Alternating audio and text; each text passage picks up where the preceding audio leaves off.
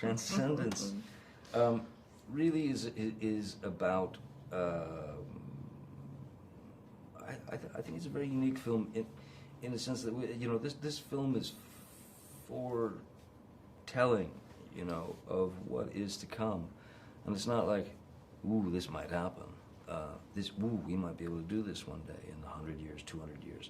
No, this is technology that it will be in use, and is in use to some degree today, but will be in full use in 30 to 40 years. I mean, this is our future. It's nothing we're not going to be able to get away from it. How would you can you describe Transcendence, or define it as it relates to this film, as it's described in the film? Well, Transcendence, in the sense of the film, is the idea of eternal life, isn't it? Almost. And it's right in that area. The ability to upload a human being's consciousness with emotion, with, a sentient being. And once that's there, it's there forever. Until what? You erase it. Does that become a crime at that point? Or you unplug it? Does that become a crime at that point? I mean, there's so many possibilities, there's so many things. But that's the great thing about this film. This film is not just it's not just a sci-fi kind of thing. This is real, very real. And that, I think, will resonate with the audience, I think it should resonate with the masses, because we should know what's coming. I mean, transcendence, the singularity, essentially achieving eternal life, in whatever form. Who is Dr. Will Castor? Dr. Will Castor, the character I play, is a very gifted scientist and professor who has been working on a project of artificial intelligence with his wife. It's their passion, it's their dream. Computer's name is Pin. And he is 1,000% dedicated to this technology, as is his wife. Will is a little more on the risk-taking side of things. Though when it comes down to, once he's incapacitated and is dying, they have a little bit of time. There's this sort of moral dilemma, the more, what is this? What, should we do this? Is this wrong? Is this, how will this go? I mean, people fear what they don't understand.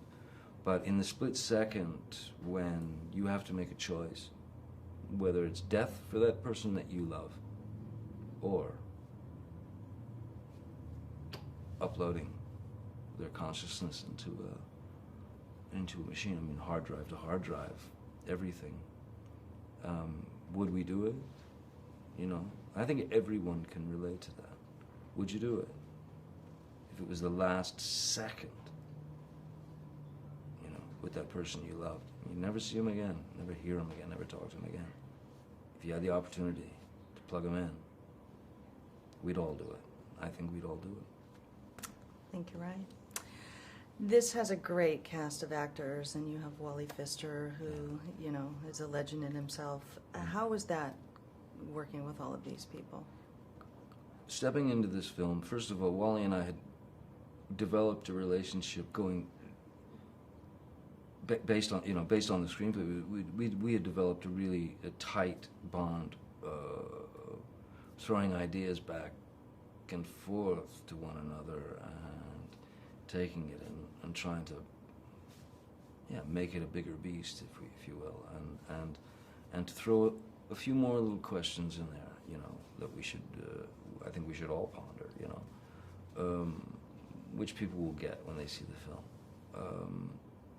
But Wally was 1,000% passionate and committed to not just making this a sci-fi film and with some great visual, tricks and whatnot. I think Wally's taking a film that that deals with technology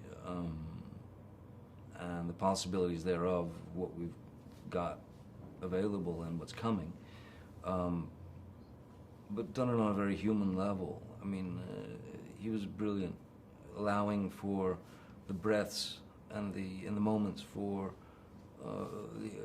the characters, which is humanity, which is, that breath, that thought process, Things don't just come like that in movies, or in life.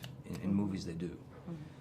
But he allowed for that humanity, that breath, to set up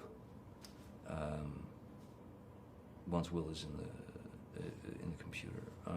Wally came on set and knew exactly what he wanted to do, exactly the shots he needed. He was top notch. I mean, just above and beyond. Paul Bettany, who's a brother and one of my best friends in the world, I wanted to introduce him to Wally for this film so badly because of his brilliance, because of his ability as an actor certainly, but he's brilliant, Paul, and Rebecca was a gift because she came in and she blew us all away. She was infinitely more smart than any of us. But that collaboration, turned into something quite magic. And then you bring Morgan in, and it just grounds the whole show, So, yeah, Morgan and his presence, being in a way, the sort of eyes and ears or skeptic. Rebecca being the heart and soul of the film, Paul teetering, and then Will in there thinking that he's doing, what he should be doing. That's great. Thank you so much. Thanks.